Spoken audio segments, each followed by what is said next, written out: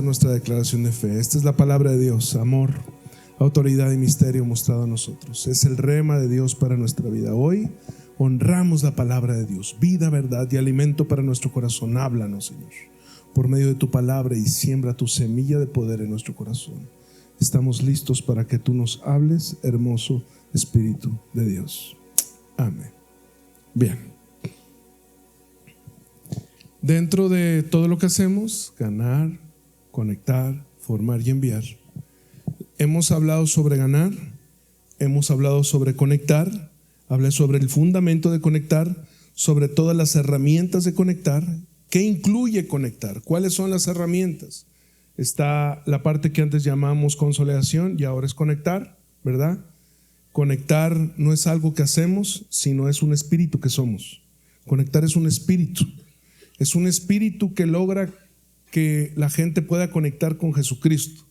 Al conectar con Jesucristo, automáticamente la gente conecta con la iglesia, automáticamente conecta con los ministerios. Hay gente que probablemente nunca va a querer predicar en un grupo, pero que va a ser un excelente ganador de almas, ¿sabes? Entonces, la parte de conectar es la parte donde liberamos nuestra vida de cómo se trabaja en el mundo. Entonces está donde estaba consolidación, que ahora es conecta. Está también los grupos pequeños, grupos en casa, que vamos a entender el año que entra una riqueza dentro de los grupos en casa. Está también los encuentros, ¿verdad? Encuentro con Jesús, que es sanidad interna, sanidad interior. Es sacar todo lo complicado que hay dentro de nosotros. Todos nosotros hemos sido partícipes, no solamente de vivir un encuentro con Jesús todos los días, sino también hemos sido partícipes de ver gente que toma este retiro de 3 días y que su vida es transformada completamente. Y después entendemos también sobre la escuela de ministerio. Yo les platicaba que todo esto viene dentro de la palabra, de la parte de conectar, porque se trata de conectar con Jesucristo, conectar con su esencia, conectar con su corazón, conectar con su lenguaje. Poco a poco nos vamos viendo que nuestro lenguaje cambia, nuestra forma de pensar cambia, y aquí es donde ocurre una verdadera libertad en Cristo. ¿Cuál es el fundamento de la libertad en Cristo? El perdón. Y ahora sí, abróchense los cinturones. Este pasaje que voy a predicar, este pasaje que vamos a ver, lo hemos visto muchas veces, pero es el fundamento. El punto es que sigue incomodando nuestro corazón. Y eso me encanta de la palabra, que la palabra es tan sutil pero tan poderosa, que la palabra no está diseñada para que la estudiemos, sino para que nos estudie a nosotros. La palabra nos limpia, la palabra nos remueve lo profundo, la palabra penetra, la palabra nos habla cuando la amamos, la palabra nos comienza a hablar cuando la atesoramos. Y antes de abrir la Biblia, quiero que escuchen mi corazón. Todos nosotros hemos recibido de Dios regalos maravillosos, el tiempo, la salud, la vida de su Hijo. Uno de los mejores o mayores regalos después de la salvación que nosotros recibimos son las relaciones. Esas relaciones que nos agregan risas, esas relaciones que nos dan una caricia al corazón, viajes, hombros donde llorar, amigos que te levantan cuando estás volando bajo, amigos que te abrazan.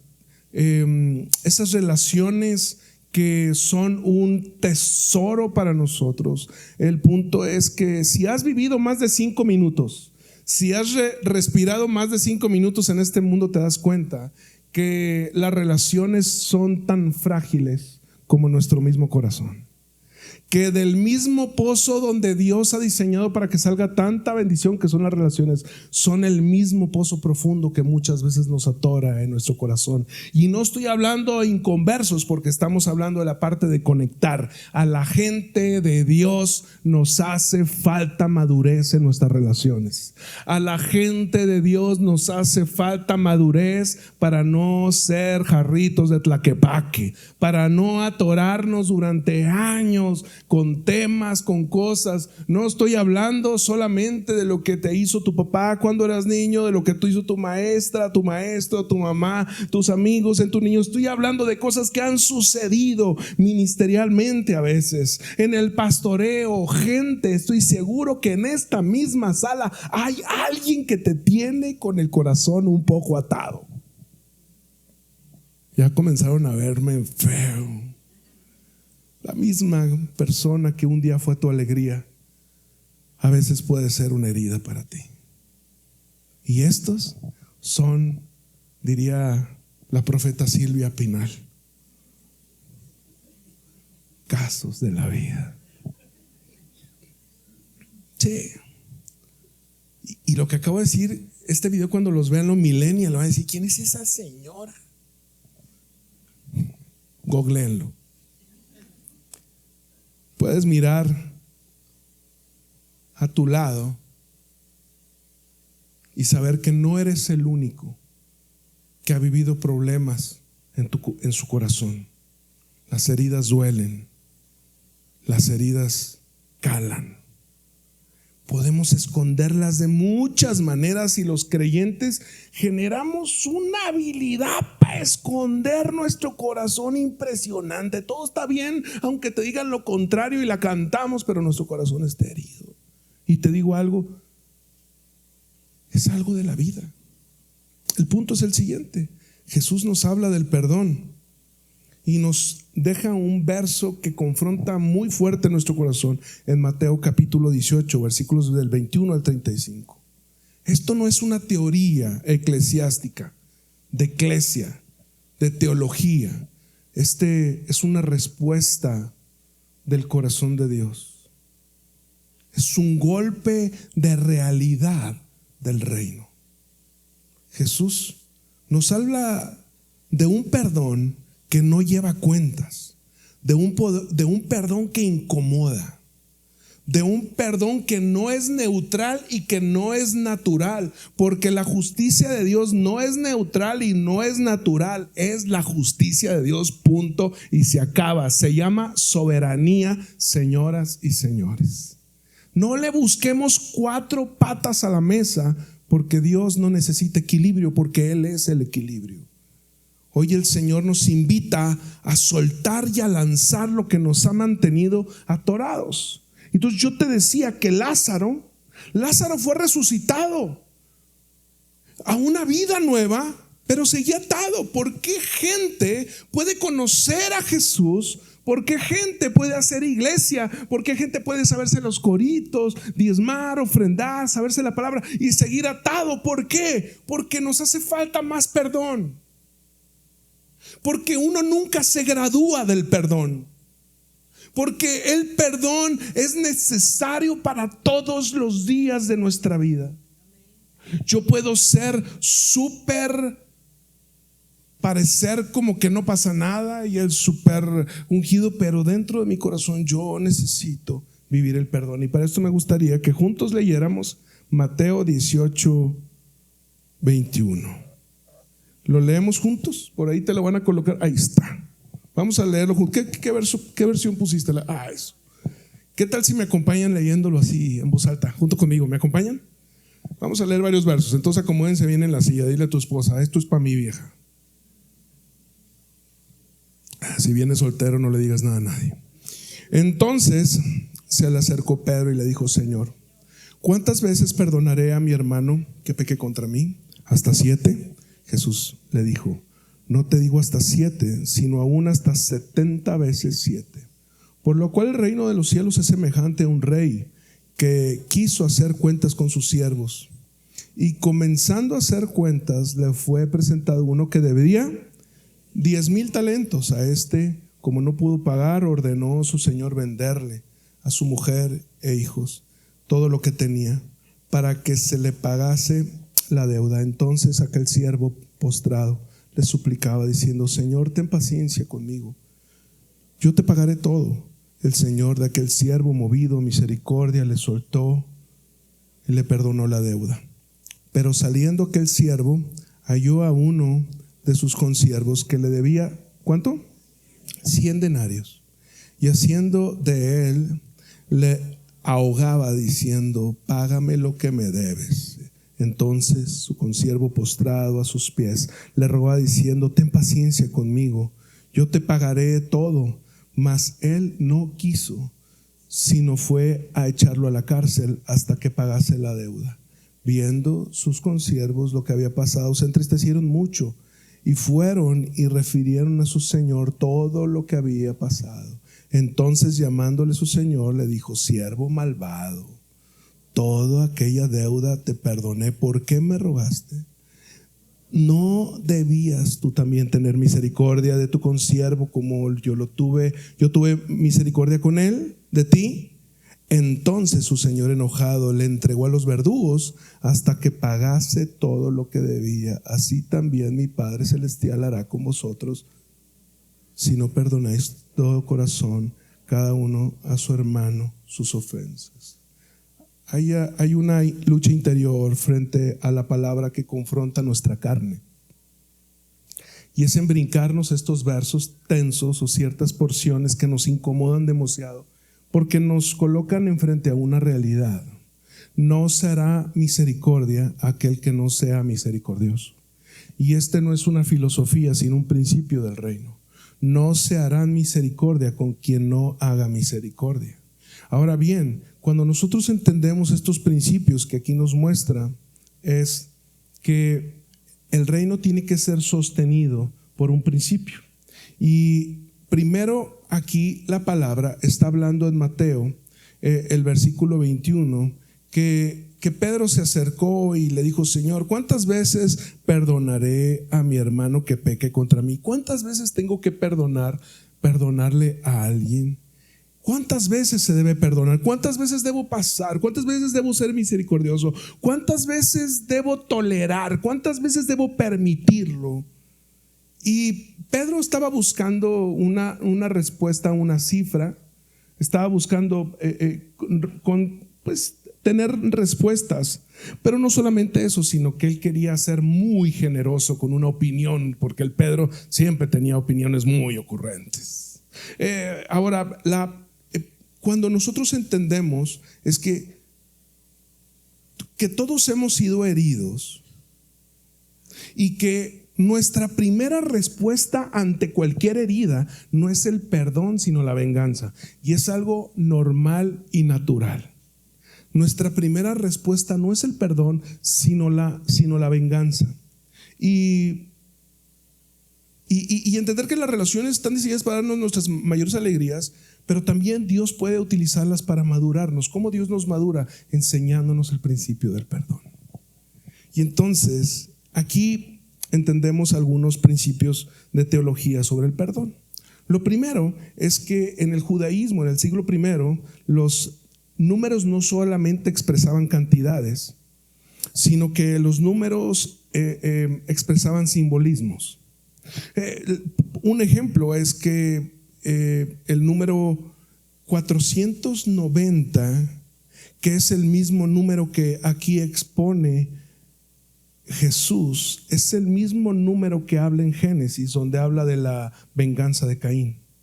Y dice la palabra que la ira irá en contra de esa venganza 490 veces. Ahora, que es algo exactamente contraria al perdón, pero se utiliza bajo un principio. ¿Cuál es el principio teológico del 490? Expresa el infinito. Ahora bien,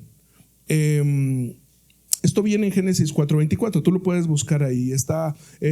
Contrasta con la venganza de Lamec. Si Caín será vengado 7 veces, Lamec lo será 70 veces 7. Ahí la frase expresa una venganza ilimitada. Ahora, nota cómo este principio se revierte. Venganza ilimitada aquí, perdón ilimitado en el verso que estamos leyendo. ¿Estás acá conmigo? Bien, no te me pierdas, ahí va. Ahora, la cristología que está implícita, o el estudio de Cristo que está aquí dentro, nos enseña un perdón que refleja el carácter de Dios. Ojo, Dios nunca nos va a enseñar a que hagamos algo que no refleje su mismo corazón. Entonces, este perdón que refleja el carácter de Dios, quien en Cristo perdona infinitamente a los suyos, según Efesios 1:7. Perdonar de este modo no es solo un simple acto moral, sino una imitación del verdadero carácter y corazón con el cual fuimos creados, dice el carácter de Jesucristo. Ese era el objetivo, era la forma, era la teoría, era el camino en el cual Jesús estaba viviendo y queriendo dejar una huella para que todos los demás le siguiéramos. ¿Creen que puedan prender el clima? ¿Alguien más tiene calor o nomás yo? Sí, se me hace que ando bochornos. Ahora bien, 70 veces 7, entonces no es un cálculo, es un retrato del corazón de Dios. La pregunta es: ¿por qué Pedro dijo 7? Porque en aquel entonces los rabinos enseñaban que había que perdonar 3 veces. Y Pedro quiso ser súper generoso y dijo: a ver, ¿cuántas veces crees tú que se debe perdonar? Y Pedro dijo: yo digo que 7, ¿tú? ¿Por qué? Porque en aquel entonces se enseñaba en la sinagoga es que había que perdonar 3 veces. Entonces Jesús dijo: no, quiero romper tu estructura mental de un número y llevarte a un infinito. Es infinitamente tenemos que aprender a perdonar. O la mejor forma de estudiarlo es: ¿cuántas veces tengo que perdonar? Hasta que pierdas la cuenta de cuántas veces has perdonado. ¿Vamos bien? Ahora bien, sigue en Mateo 18, 23 al 27. Vamos a seguirlo leyendo. Por lo cual el reino de los cielos. Entonces aquí, después de esta conversación, dijo: ok, te voy a explicar. Y dije: el reino de los cielos. Di conmigo: el reino de los cielos. Una vez más: el reino de los cielos. Cada vez que Dios nos quiere explicar cómo poder tener equilibrio en este mundo, nos va a explicar cómo funciona el reino de los cielos. Es semejante, dice, el reino de los cielos es semejante a un rey que quiso hacer cuentas con sus siervos, y comenzando a hacer cuentas les fue presentado uno que debía 10,000 talentos. A este, como no pudo pagar, ordenó su señor venderle a su mujer e hijos todo lo que tenía, para que se le pagase la deuda. Entonces aquel siervo postrado le suplicó diciendo: Señor, ten paciencia conmigo, yo te pagaré todo. El señor de aquel siervo, movido en misericordia, le soltó, le perdonó la deuda. Ahora, vuelta para acá. Mira, quiero que entendamos que aquí hay 2 tipos de cambio que se manejan en la misma enseñanza. Porque uno debía 10,000 talentos, y más abajo habla de uno que debía 100 denarios. Está hablando de 2 tipos de cambio, 2 monedas distintas. Un solo talento equivalía a 20 años de salario. Este hombre debía 10,000 talentos, 7,300 días de salario, creo yo, por ahí. No, mucho más. 200,000 años de salario debía. No, pues ya están empeñadas todas sus generaciones. Era una deuda impagable, cuando nuestra propia deuda de pecado así es. Y entonces nosotros oramos: venga a nosotros tu reino, pero el reino de los cielos es semejante. Ahora, a veces somos tan egoístas. Hay una palabra que no quiero decir, pero está como de moda. No la voy a decir para que no entre en conflicto nadie, pero somos tan egoístas, tan egocéntricos, que pensamos que merecemos el perdón. No, sí la voy a decir. Somos tan narcisistas que pensamos que merecemos el perdón sin nosotros perdonar.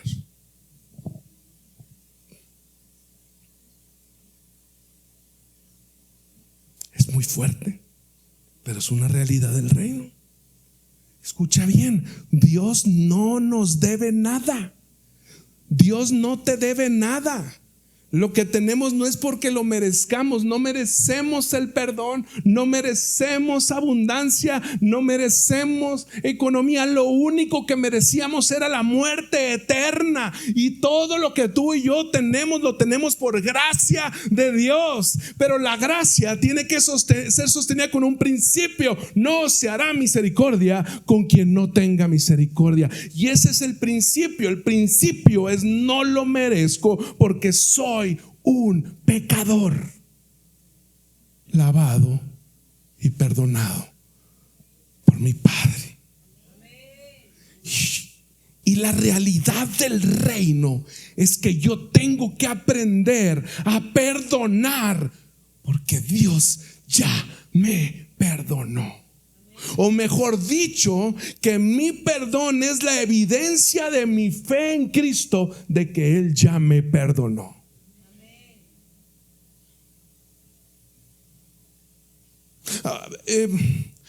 Quiero leer un poco más con ustedes otra vez, 18, del 28 al 30. Acompáñame. Dice: pero saliendo aquel siervo, el que se le perdonaron 10,000 talentos. Puedes decir conmigo: el que se le perdonaron 200,000 años de deuda. ¡Qué cosa tan fuerte! 200,000 años de deuda es impagable generacionalmente. Pero saliendo aquel siervo, halló a uno de sus consiervos que le debía 100 denarios. 100 denarios representaba el trabajo de 3 meses.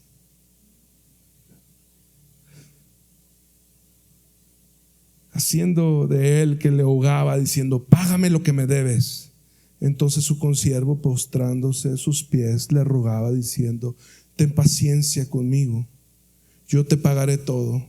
Mas él no quiso, sino fue y le echó a la cárcel hasta que pagase la deuda. Qué rápido olvidamos lo que se nos perdonó. Mientras sostenemos con rencor, ahora no solamente almacenamos el pecado que nos hicieron, sino comenzamos a pecar contra Dios. Y todos podemos tener una lista, porque nuestra carne de tiempo en tiempo va a gritar venganza. Necesito venganza. Romeo me enseñó algo ahí: es: un corazón egoísta siempre buscará que rueden cabezas. Por ahí, más o menos. Todos tenemos una lista. Pero como nuestra respuesta natural no es la gracia ni la misericordia, sino la represalia, entonces somos puestos en ciertas cárceles, en ciertos lugares de atadura que no nos permiten conectar con Dios. Somos pequeños siervos de Dios.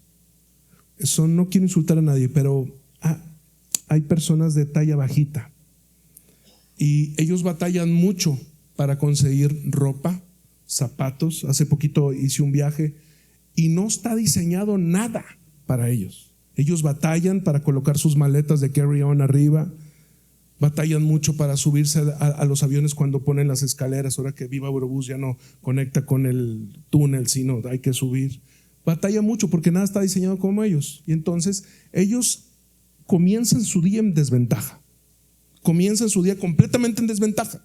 Ellos van y se suben a un transporte que no está diseñado para ellos, a trabajar a un lugar que no está diseñado para ellos.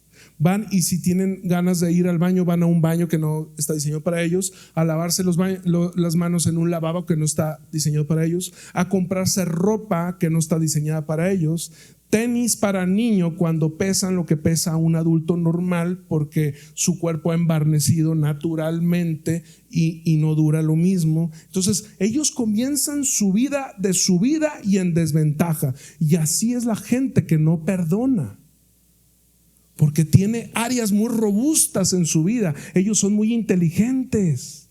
Ellos pueden resolver lo mismo que tú y que yo normalmente.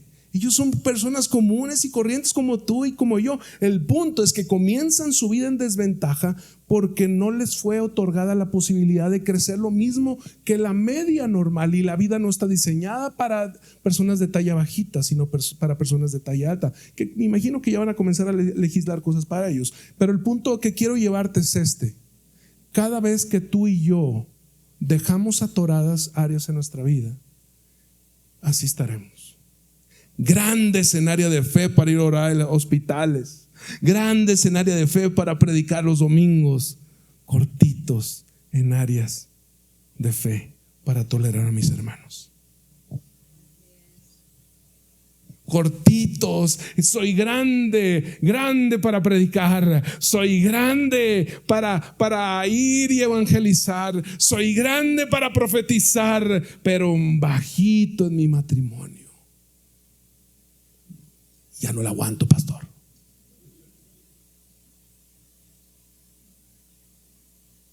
Soy grande para coordinar equipos de trabajo. Soy grande para llevarlos de la mano al camino del Señor. Grande para hablarles, grande para discipularlos. Soy grande para muchas cosas, pero bajito para someterme a un área de autoridad porque tuve problemas con mi papá. Este es el punto que Dios nos va a estar confrontando todos los días. Y este mismo principio se sigue aplicando una y otra y otra y otra vez. ¿Cuál es el principio? El principio es: no se hará misericordia con quien no haga misericordia. Que la verdadera libertad no se encuentra en la venganza, sino aprender a perdonar. ¿Por qué? Porque entonces este verso me enseña que perdonar limitadamente es hipocresía del reino. Perdonar limitadamente es hipocresía, pensando en que hay un límite, pero sí quiero que Dios no tenga límite conmigo. ¿Vamos bien?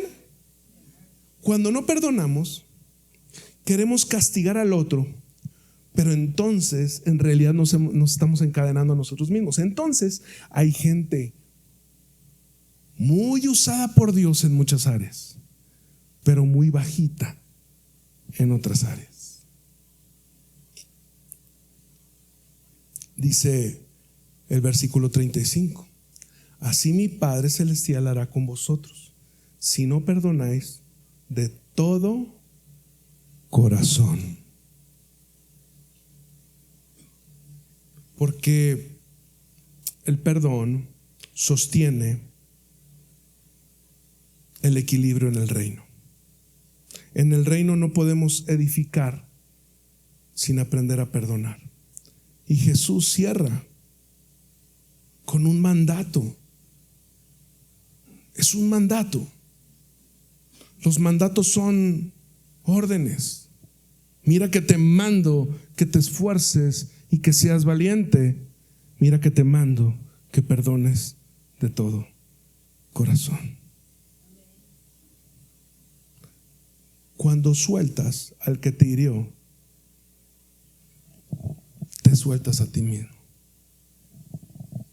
Y quiero platicarles que hace 9 años tomé una decisión. Y en medio de un momento bien difícil de mi familia, de mi mamá, mi papá muerto, estábamos viviendo momentos críticos en el ministerio. 9, ya lo he platicado varias veces, pero 9 pastores que habían caminado con mi papá cerca de la mano, a mi parecer no fueron mala onda, parece, a mi parecer, porque de nuevo vivimos de perspectivas. Seguro ellos tienen una historia que me puedan decir, yo diga, pues sí, tienes razón también, pero y nos ganchamos. Y yo personalmente me ganché mucho.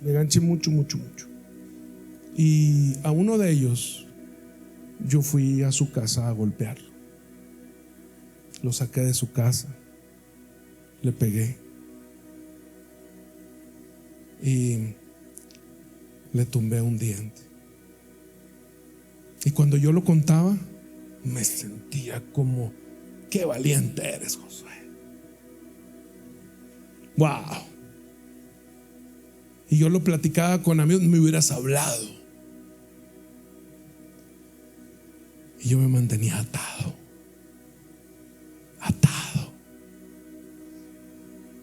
El dolor no me cedía, el dolor me dolía. La herida se me desahuciaba cada vez más. Y un día decidí ir y hacer un acto de fe. Cuando uno no puede perdonar, batalla, una herramienta que yo encontré es ir a pedir perdón. Porque a veces se escucha feo. Te voy a tocar la puerta, Uriel. Como te quiero mucho, pongamos ejemplo. Se encuentra Uriel.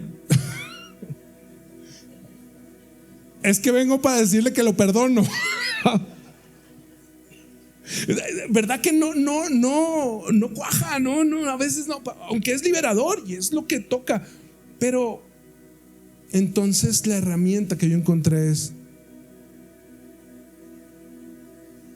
pide perdón, humíllate. Dios siempre levanta al que se humilla. Y de uno por uno, 1, 2, 3, 4. Hice viajes para esto.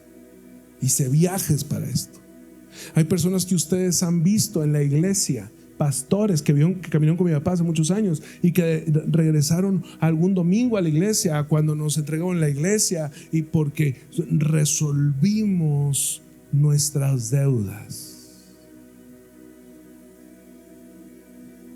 porque entendí que ellos solamente me debían 3 meses de salario, pero que yo debía 200 años. Yo no quería retener nada. Yo quiero promover esta semana el que haya perdón en la iglesia.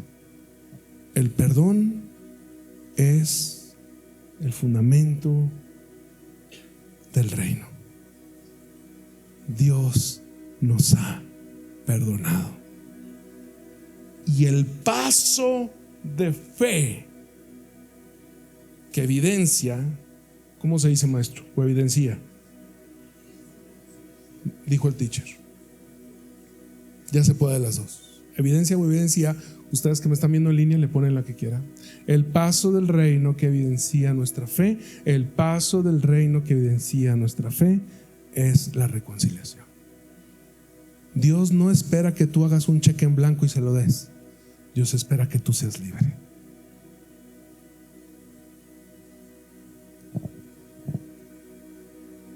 Y de nuevo les voy a leer versículos 31 al 35. Viendo a sus consiervos lo que pasaba, se entristecieron mucho. Fueron y se refirieron a su señor todo lo que había pasado. Entonces, llamándole su señor, le dijo: siervo malvado, toda aquella deuda te perdoné. ¿Por qué me rogaste?